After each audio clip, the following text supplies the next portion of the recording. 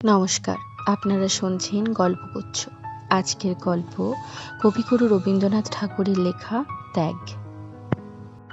ফাল্গুনের প্রথম পূর্ণিমায় আম্রমুকুলের গন্ধ লইয়া নববসন্তের বাতাস বহিতেছে। পুষ্করিণী তীরের একটি পুরাতন লিচু গাছের ঘন পল্লবের মধ্য হইতে একটি নিদ্রাহীন অশ্রান্ত পাপিয়ার গান মুখুজ্জেদের বাড়ির একটি নিদ্রাহীন শয়ন গৃহের মধ্যে গিয়া প্রবেশ করিতেছে। হেমন্ত কিছু চঞ্চলভাবে কখনো তার স্ত্রীর একগুচ্ছ চুল খোঁপা হইতে বিশ্লিষ্ট করিয়া লইয়া আঙুলে জড়াইতেছে, কখনো তাহার বালাতে চুড়িতে সংঘাত করিয়া ঠুং ঠুং শব্দ করিতেছে, কখনো তাহার মাথার ফুলের মালাটা টানিয়া স্বস্থানচ্যুত করিয়া তাহার মুখের উপর আনিয়া ফেলিতেছে। সন্ধ্যাবেলাকার নিস্তব্ধ ফুলের গাছটিকে সচেতন করিয়া তুলিবার জন্য বাতাস যেমন একবার এপাশ হইতে একবার ওপাশ হইতে একটু আদ্রু নাড়াচাড়া করিতে থাকে, হেমন্তের কতকটা সেই ভাব। কিন্তু কুসুম সন্মুখের চন্দালোক প্লাবিত অসীম শূন্যের মধ্য দুই নেত্রকে নিমগ্ন করিয়া দিয়া স্থির হইয়া বসিয়া আছে। স্বামীর চাঞ্চল্য তাহাকে স্পর্শ করিয়া প্রতিহত হইয়া ফিরিয়া যাইতেছে। অবশেষে হেমন্ত কিছু অধীর ভাবে কুসুমের দুই হাত নাড়া দিয়া বলিল, কুসুম, তুমি আছো কোথায়? তোমাকে যেন একটা মস্ত দূরবীন কষিয়া বিস্তর ঠাউর করিয়া বিন্দুমাত্র দেখা যাইবে এমন দূরে গিয়া পড়িয়াছ। আমার ইচ্ছা তুমি আজ একটু কাছাকাছি এসো, দেখো দেখি কেমন চমৎকার রাত্রি। কুসুম শূন্য হইতে মুখ ফিরিয়া লইয়া স্বামীর মুখের দিকে রাখিয়া কহিল, এই জ্যোৎস্না রাত্রি, এই বসন্তকাল, সমস্ত এই মুহূর্তে মিথ্যা হইয়া ভাঙিয়া যাইতে পারে এমন একটা মন্ত্র আমি জানি। হেমন্ত বলিল, যদি জানো তো সেটা উচ্চারণ করিয়া কাজ নাই, বরং এমন যদি কোনো মন্ত্র জানা থাকে যাহাতে সপ্তাহের মধ্যে 3-4টে রবিবার আসে, কিংবা রাত্রিটা বিকাল 5টা 5:30 পর্যন্ত টিকিয়া যায়, তো তাহা শুনিতে রাজি আছি বলিয়া কুসুমকে আর একটু টানিয়া লইতে চেষ্টা করিল। কুসুম সে আলিঙ্গন পাশে ধরা না দিয়া কহিল, আমার মৃত্যুকালে তোমাকে যে কথাটা বলিব মনে করিয়াছিলাম, আজ তাহা বলিতে ইচ্ছে করিতেছে। আজ মনে হইতেছে তুমি আমাকে যত শাস্তি দাও না কেন আমি বহন করিতে পারিব। শাস্তি সম্বন্ধে জয়দেব হইতে শ্লোক আওড়াইয়া হেমন্ত একটা রসিকতা করিবার উদ্যোগ করিতেছিল। এমন সময় শোনা গেল একটা ক্রুদ্ধ চটি জুতার চটচট শব্দ নিকটবর্তী হইতেছে। হেমন্তের পিতা হরিহর মুখুজ্জের পরিচিত পদশব্দ। হেমন্ত সব ব্যস্ত হইয়া উঠিল। হরিহর দ্বারের নিকট আসিয়া ক্রুদ্ধ গর্জনে কহিল, হেমন্ত, বউকে একখানি বাড়ি হইতে দূর করিয়া দাও। হেমন্ত স্ত্রীর মুখের দিকে চাইল। স্ত্রী কিছু বিস্ময় প্রকাশ করিল না, কেবল দুই হাতের মধ্যে কাতরে মুখ লুকাইয়া আপনার সমস্ত বল এবং ইচ্ছা দিয়া আপনাকে যেন লুপ্ত করিয়া দিতে চেষ্টা করিল। দক্ষিণে বাতাসে পাপিয়ার স্বর ঘরে প্রবেশ করিতে লাগিল, কাহারও কানে গেল না। পৃথিবী এমন অসীম সুন্দর, অথচ এত সহজেই সমস্ত বিকল হইয়া যায়। হেমন্ত বাহির হইতে ফিরিয়া আসিয়া স্ত্রীকে জিজ্ঞাসা করিল, সত্য কি? স্ত্রী কহিল, সত্য? এতদিন বলো নাই কেন? অনেকবার বলিতে চেষ্টা করিয়াছি, বলিতে পারি নাই। আমি বড় পাপিষ্ঠা, তবে আজ সমস্ত খুলিয়া বলো। কুসুম গম্ভীরে দৃঢ় স্বরে সমস্ত বলিয়া গেল, যেন অটল চরণে ধীর গতিতে আগুনের মধ্যে দিয়া চলিয়া গেল। কতখানি দগ্ধ হইতেছিল কেহ বুঝিতে পারিল না। সমস্ত শুনিয়া হেমন্ত উঠিয়া গেল। কুসুম বুঝিল যে স্বামী চলিয়া গেল, সে স্বামীকে আর ফিরিয়া পাইবে না। কিছু আশ্চর্য মনে হইল না। এ ঘটনাও যেন অন্যান্য দৈনিক ঘটনার মতো অত্যন্ত সহজভাবে উপস্থিত হইল। মনের মধ্যে এমন একটা শুষ্ক অসারতার সঞ্চার হইয়াছে, কেবল পৃথিবীকে এবং ভালোবাসাকে আগা গোড়া মিথ্যা এবং শূন্য বলিয়া মনে হইল। এমনকি হেমন্তের সমস্ত অতীত ভালোবাসার কথা স্মরণ করিয়া অত্যন্ত নীরস কঠিন নিরানন্দ হাসি একটা খরধার নিষ্ঠুর ছুরির মতো তাহার মনের এক ধার হইতে আর এক ধার পর্যন্ত একটি দাগ রাখিয়া দিয়া গেল। বোধকরি সে ভাবিল যে ভালোবাসাকে এতখানি বলিয়া মনে হয়, এত আদর, এত গাঢ়তা, যাহার তিল মাত্র বিচ্ছেদ এমন মর্মান্তিক, যাহার মুহূর্ত মাত্র মিলন এমন নিবিড়ানন্দময়, যাহাকে অসীম অনন্ত বলিয়া মনে হয়, জন্ম জন্মান্তরেও তাহার অবসান কল্পনা করা যায় না, সেই ভালোবাসা এইটুকুর উপর নির্ভর। সমাজ যেমনই একটু আঘাত করিল, অমনি অসীম ভালোবাসা চূর্ণ হইয়া এক মুষ্টি ধুলি হইয়া গেল। হেমন্ত কম্পিত স্বরে এই কিছু পূর্বে কানের কাছে বলিতেছিল, চমৎকার রাত্রি। সে রাত্রি তো এখনো শেষ হয় নাই, এখনো সেই পাপিয়া ডাকিতেছে।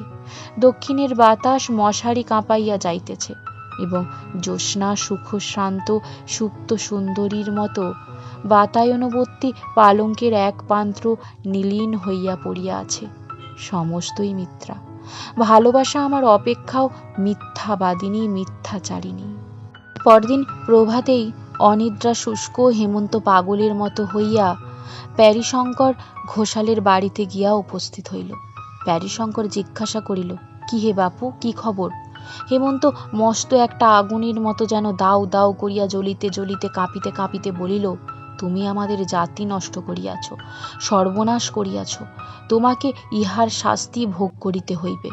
বলিতে বলিতে তাহার কণ্ঠ রুদ্ধ হইয়া আসিল।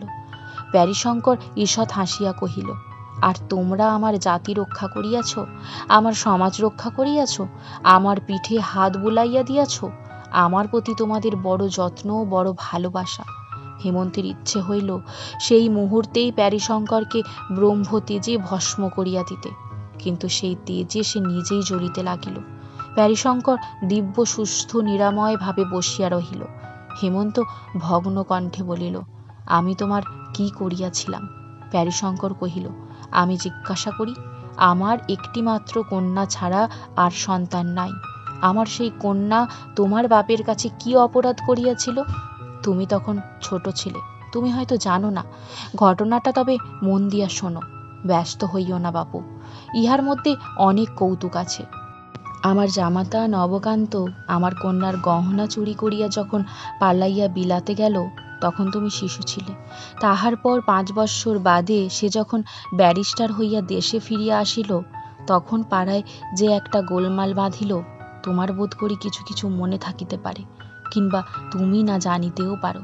তুমি তখন কলিকাতার স্কুলে পড়িতে। তোমার বাপ গ্রামের দলপতি হইয়া বলিলেন, মেয়েকে যদি স্বামী গৃহে পাঠানো অভিপ্রায় থাকে, তবে সে মেয়েকে আর ঘরে লইতে পারিবে না। আমি তাহাকে হাতে পায়ে ধরিয়া বলিলাম, দাদা, এ যাত্রা তুমি আমাকে ক্ষমা করো, আমি ছেলেটিকে গোবর খাওয়াইয়া প্রায়শ্চিত্ত করিয়াছি, তোমরা তাহাকে জাতে তুলিয়া লও। তোমার বাপ কিছুতেই রাজি হইলেন না। আমিও আমার একমাত্র মেয়েকে ত্যাগ করিতে পারিলাম না। জাত ছাড়িয়া দেশ ছাড়িয়া কলিকাতায় আসিয়া ঘর করিলাম। এখানে আসিয়াও আপদ মিটিল না। আমার ভাতৃপুত্রের যখন বিবাহের সমস্ত আয়োজন করিয়াছি, তোমার বাপ কন্যাকর্তাদের উত্তেজিত করিয়া সে বিবাহ ভাঙিয়া দিলেন। আমি প্রতিজ্ঞা করিলাম, যদি ইহার প্রতিশোধ না লই, তবে আমি ব্রাহ্মণের ছেলে নহি। এইবার কতকটা বুঝিতে পারিয়াছ, কিন্তু আর একটু সবুর করো, সমস্ত ঘটনাটি শুনিলে খুশি হইবে। ইহার মধ্যে একটু রস আছে। তুমি যখন কলেজে পড়িতে, তোমার বাবার পাশেই বিপ্রসাদ চাটুর্যের বাড়ি ছিল। বেচারা এখন মারা গিয়াছে। চাটুর্য মহাশয় বাড়িতে কুসুম নামে একটি শৈশব বিধবা অনাথা কায়স্থ কন্যা আশ্রিতভাবে থাকিত। মেয়েটি বড় সুন্দরী। বুড়ো ব্রাহ্মণ কলেজের ছেলেদের দৃষ্টিপথ হইতে তাহাকে সংবরণ করিয়া রাখিবার জন্য কিছু দুশ্চিন্তাগ্রস্ত হইয়া পড়িয়াছিল। কিন্তু বুড়ো মানুষকে ফাঁকি দেওয়া একটি মেয়ের পক্ষে কিছুই শক্ত নয়। মেয়েটি প্রায় কাপড় শুকাইতে দিতে ছাদে উঠিত, এবং তোমারও বোধ করি ছাদে না উঠিলে পড়া মুখস্থ হইত না। পরস্পরের ছাদ হইতে তোমাদের কোনো রূপ কথাবার্তা হইত কিনা সে তোমরাই জানো। কিন্তু মেয়েটির ভাবগতিক দেখিয়া বুড়ার মনেও সন্দেহ হইল, কারণ কাজকর্মে তাহার ক্রমিক ভুল হইতে দেখা গেল, এবং তপস্বিনী গৌরীর মতো দিন দিন সে আহার নিদ্রা ত্যাগ করিতে লাগিল। একদিন সন্ধ্যাবেলায় সে বুড়ার সম্মুখেই অকারণে অশ্রু সংবরণ করিতে পারিত না। অবশেষে বুড়া আবিষ্কার করিল, ছাদে তোমাদের মধ্যে সময়ে অসময়ে নীরবে দেখা সাক্ষাৎ চলিয়া থাকে। এমনকি কলেজ কামাই করিয়াও মধ্যাহ্নে চিলের ঘরের ছায়ায় ছাতের কোণে তুমি বই হাতে করিয়া বসিয়া থাকিতে। নির্জন অধ্যয়নে সহসা তোমার এত উৎসাহ জন্মিয়াছিল। বিপ্রসাদ যখন আমার কাছে পরামর্শ জানিতে আসিল, আমি কহিলাম, খুড়ো, তুমি তো অনেক দিন হইতে কাশী যাইবার মানস করিয়াছ। মেয়েটিকে আমার কাছে রাখিয়া তীর্থবাস করিতে যাও, আমি তাহার ভার লইতেছি। বিপ্রদাস তীর্থে গেল। আমি মেয়েটিকে শ্রীপতি চাটুর্যের বাসায় রাখিয়া তাহাকেই মেয়ের বাপ বলিয়া চালাইলাম। তারপর যাহা হইল তোমার জানা আছে। তোমার কাছে আগাগোড়া সব কথা খোলসা করিয়া বলিয়া বড় আনন্দ লাভ করিলাম। এ যেন একটি গল্পের মতো। ইচ্ছে আছে সমস্ত লিখিয়া একটি বই করিয়া ছাপাইব। আমার লেখা আসে না, আমার ভাইপো শুনেছি একটু আদ্র লেখে, তাহাকে দিয়া লেখাইবার মানুষ আছে, কিন্তু তোমাতে তাহাতে মিলিয়া লিখিলে সবচেয়ে ভালো হয়, কারণ গল্পের উপসংহারটি আমার ভালো করিয়া জানা নাই। হেমন্ত প্যারীশঙ্করের এই শেষ কথাগুলিতে বড় একটা কান্না দিয়া কহিল, কুসুম এই বিবাহে কোনো আপত্তি করে নাই? প্যারীশঙ্কর কহিল, আপত্তি ছিল কিনা বোঝা ভারী শক্ত, জানো তো বাপু, মেয়ে মানুষের মন যখন না বলে তখন হ্যাঁ বুঝিতে হয়। প্রথমে তো দিন কতক নতুন বাড়িতে আসিয়া তোমাকে না দেখিতে পাইয়া কেমন পাগলের মতো হইয়া গেল। তুমিও দেখিলাম কোথা হইতে সন্ধান পাইয়াছ। প্রায় বই হাতে করিয়া কলেজে যাত্রা করিয়া তোমার পদ ভুল হইত, এবং শ্রীপতির বাসার সম্মুখে আসিয়া কি যেন খুঁজিয়া বেড়াইতে। ঠিক যে প্রেসিডেন্সি কলেজের রাস্তা খুঁজিতে তাহা বোধ হইত না, কারণ ভদ্রলোকের বাড়ির জানালার ভিতর দিয়া কেবল পতঙ্গ এবং উন্মাদ যুবকের হৃদয়ের পথ ছিল মাত্র। দেখিয়া শুনিয়া আমার বড় দুঃখ হইল। দেখিলাম তোমার পড়ার বড়ই ব্যাঘাত হইতেছে, এবং মেয়েটির অবস্থাও সংকটাপন্ন। একদিন কুসুমকে ডাকিয়া লইয়া কহিলাম, বাছা, আমি বুড়া মানুষ, আমার কাছে লজ্জা করিবার আবশ্যক নাই। তুমি যাহাকে মনে মনে প্রার্থনা করো আমি জানি, ছেলেটিও মাটি হইবার জো হইয়াছে। আমার ইচ্ছা তোমাদের মিলন হয়। শুনিবা মাত্র কুসুম একেবারেই বুক ফাটিয়া কাঁদিয়া উঠিল এবং ছুটিয়া পালাইয়া গেল। এমনি করিয়া প্রায় মাঝে মাঝে সন্ধ্যাবেলায় শ্রীপতির বাড়ি গিয়া কুসুমকে ডাকিয়া তোমার কথা পাড়িয়া ক্রমে তাহার লজ্জা ভাঙিলাম। অবশেষে প্রতিদিন ক্রমিক আলোচনা করিয়া তাহাকে বুঝাইলাম যে বিবাহ ব্যতীত পথ দেখি না, তাহা ছাড়া মিলনের আর কোনো উপায় নাই। কুসুম কহিল, কেমন করিয়া হইবে? আমি কহিলাম, তোমাকে কুলীনের মেয়ে বলিয়া চালাইয়া দিব। অনেক তর্কের পর সে এ বিষয়ে তোমার মত জানিতে কহিল। আমি কহিলাম, ছেলেটা একে খেপিয়া যাইবার জো হইয়াছে, তাহাকে আবার এ সকল গোলমালের কথা বলিবার আবশ্যক কি? কাজটা বেশ নিরাপত্তে নিশ্চিন্তে নিষ্পন্ন হইয়া গেলেই সকল দিকে সুখের হইবে।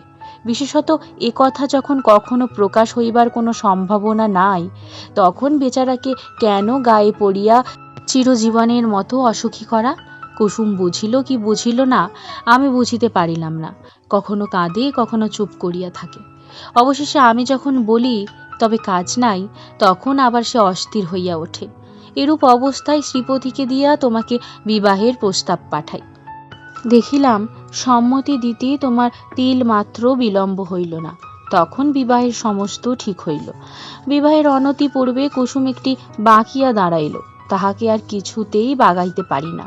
সে আমার হাতে পায়ে ধরে, বলে, ইহাতে কাজ নাই জ্যাঠামশাই। আমি বলিলাম, কি সর্বনাশ, সমস্ত স্থির হইয়া গেছে, এখন কি বলিয়া ফিরাইব? কুসুম বলে, তুমি রাষ্ট্র করিয়া দাও, আমার হঠাৎ মৃত্যু হইয়াছে, আমাকে এখান হইতে কোথাও পাঠাইয়া দাও। আমি বলিলাম, তাহা হইলে ছেলেটির দশা কি হইবে? তাহার বহুদিনের আশা কাল পূর্ণ হইবে বলিয়া সে স্বর্গে চড়িয়া বসিয়াছে।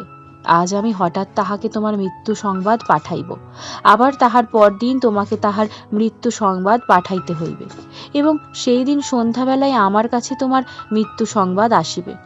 আমি কি এই বুড়া বয়সে স্ত্রী হত্যা ব্রহ্ম হত্যা করিতে বসিয়াছি? তাহার পর শুভ লগ্নে শুভ বিবাহ সম্পন্ন হইল। আমি আমার একটা কর্তব্য দায় হইতে অব্যাহতি পাইয়া বাঁচিলাম। তাহার পর কি হইল তুমি জানো? হেমন্ত কহিল, আমাদের যাহা করিবার তাহা তো করিলেন, আবার কথাটা প্রকাশ করিলেন কেন? প্যারীশঙ্কর কহিলেন, দেখিলাম তোমার ছোট ভগ্নীর বিবাহের সমস্ত স্থির হইয়া গেছে। তখন মনে মনে ভাবিলাম, একটা ব্রাহ্মণের জাত মারিয়াছি, কিন্তু সে কেবল কর্তব্যবোধে। আবার আর একটা ব্রাহ্মণের জাত মারা পড়ে। আমার কর্তব্য এটা নিবারণ করা। তাই তাহাদের চিঠি লিখিয়া দিলাম, বলিলাম হেমন্ত যে শুদ্ধের কন্যা বিবাহ করিয়াছে তাহার প্রমাণ আছে। হেমন্তও বহু কষ্টে ধৈর্য সংবরণ করিয়া কহিল, এই যে মেয়েটিকে আমি পরিত্যাগ করিব, ইহার দশা কি হইবে? আপনি ইহাকে আশ্রয় দিবেন? প্যারীশঙ্কর কহিলেন, আমার যাহা কাজ তাহা আমি করিয়াছি। এখন পরের পরিত্যক্ত স্ত্রীকে পোষণ করা আমার কর্ম নহে। ওরে, হেমন্তবাবুর জন্য বরফ দিয়া এক গ্লাস ডাবের জল লইয়া আয়, আর পানানিস। হেমন্ত এই সুশীতল আতিথ্যের জন্য অপেক্ষা না করিয়া চলিয়া গেল। কৃষ্ণপক্ষের পঞ্চমী, অন্ধকার রাত্রি, পাখি ডাকিতেছে না। পুষ্করিণীর ধারের লিচু গাছটি কালো চিত্রপটের উপর গাঢ়তর কালির দাগের মতো লেপিয়া গেছে। কেবল দক্ষিণের বাতাস এই অন্ধকারে অন্ধভাবে ঘুরিয়া ঘুরিয়া বেড়াইতেছে, আর আকাশের তারা নির্বিশেষ সতর্ক নেত্রে প্রাণপণে অন্ধকার ভেদ করিয়া কি একটা রহস্য আবিষ্কার করিতে প্রবৃত্ত আছে। শয়নগৃহে দীপ জ্বালা নাই। হেমন্ত বাতায়নের কাছে খাটের উপরে বসিয়া সম্মুখে অন্ধকারের দিকে চাহিয়া আছে। কুসুম ভূমিতলে দুই হাতে তাহার পা জড়াইয়া পায়ের উপর মুখ রাখিয়া পড়িয়া আছে। সময় যেন স্তম্ভিত সমুদ্রের মতো স্থির হইয়া আছে। যেন অনন্ত নিশীথিনীর উপর অদৃষ্ট চিত্তকর এই একটি চিরস্থায়ী ছবি আঁকিয়া রাখিয়াছে। চারিদিকে প্রলয়, মাঝখানে একটি বিচারক এবং তাহার পায়ের কাছে একটি অপরাধিনী। আবার চটি জুতার শব্দ হইল। হরিহর মুখুজ্জে দ্বারের কাছে আসিয়া বলিলেন, অনেকক্ষণ হইয়া গিয়াছে, আর সময় দিতে পারি না, মেয়েটিকে ঘর হইতে দূর করিয়া দাও। কুসুমের স্বর শুনিবা মাত্র একবার মুহূর্তের মতো চিরজীবনের স্বাদ মিটাইয়া হেমন্তের দুই পা দ্বিগুণতর আবেগে চাপিয়া ধরিল। চরণ চুম্বন করিয়া পায়ের ধুলা মাথায় লইয়া পা ছাড়িয়া দিল। হেমন্ত উঠিয়া গিয়া পিতাকে বলিল, আমি স্ত্রীকে ত্যাগ করিব না। হরিহর গর্জিয়া উঠিয়া কহিল, জাত খোয়াবি? হেমন্ত কহিল, আমি জাত মানি না, তবে তুই শুদ্ধ দূর হইয়া যা।